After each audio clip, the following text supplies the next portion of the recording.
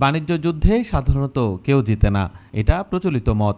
তবে বিশ্লেষকদের মতে মার্কিন বিমান নির্মাতা প্রতিষ্ঠান বোয়িংয়ে প্রেসিডেন্ট ডোনাল্ড ট্রাম্পের শুরু করা বাণিজ্য যুদ্ধ থেকে কিছুটা লাভবান হচ্ছে। ট্রাম্প প্রশাসনের বিভিন্ন বাণিজ্য চুক্তির মাধ্যমে বোয়িং ধারাবাহিকভাবে নতুন বিমান সরবরাহের কার্যাদেশ পাচ্ছে। এই অর্ডারগুলো কোম্পানিটির জন্য বড় একটি ইতিবাচক দিক, কারণ বোয়িং বিগত কয়েক বছর ধরে সংকটে রয়েছে।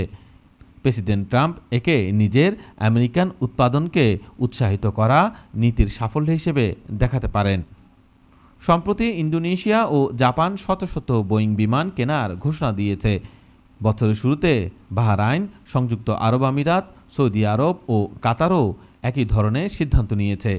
যুক্তরাষ্ট্রের লবিস্ট প্রতিষ্ঠান ক্যাপিটাল কাউন্সিলের বিশ্লেষক ব্রুস রাশ বলেন, ট্রাম্প শুরু থেকেই বড় অর্ডারের চুক্তিতে জোর দিয়েছেন। বাণিজ্য অংশীদাররাও বোঝে বোয়িংয়ের মতো পণ্য কেনা হলে তা ইতিবাচক বার্তা দেয়। তবে বিমান কেনার মতো সিদ্ধান্ত সাধারণত দীর্ঘ সময় ধরে নেওয়া হয় এবং এতে রাজনৈতিক প্রভাব সীমিত থাকে। যাত্রীবাহী বড় বিমান মূলত দুটো কোম্পানি, বোয়িং এবং ইউরোপের এয়ারবাস সরবরাহ করে, ফলে প্রতিযোগিতা সীমিত। বোয়িংয়ের অর্ডারগুলোর মধ্যে কিছু এখনও আনুষ্ঠানিকভাবে চূড়ান্ত হয়নি। অনেক চুক্তি আলোচনা পর্যায়ে রয়েছে। উদাহরণস্বরূপ, প্রেসিডেন্ট ট্রাম্প জুলাইয়ে বলেছিলেন ইন্দোনেশিয়া 50টি বোয়িং বিমান কিনবে। পরে জানা যায় এটি এখনও রাষ্ট্রত্ব গারুদা সংস্থার সঙ্গে আলোচনার পর্যায়ে রয়েছে। মে মাসে কাতার এয়ারওয়েজ 150টি বোয়িং বিমান কেনার ঘোষণার ক্ষেত্রে অনেকে বলেছেন এটি এমনিতেই হতো, শুধু ট্রাম্পের উপস্থিতিতে তা দ্রুত সম্পন্ন হয়েছে।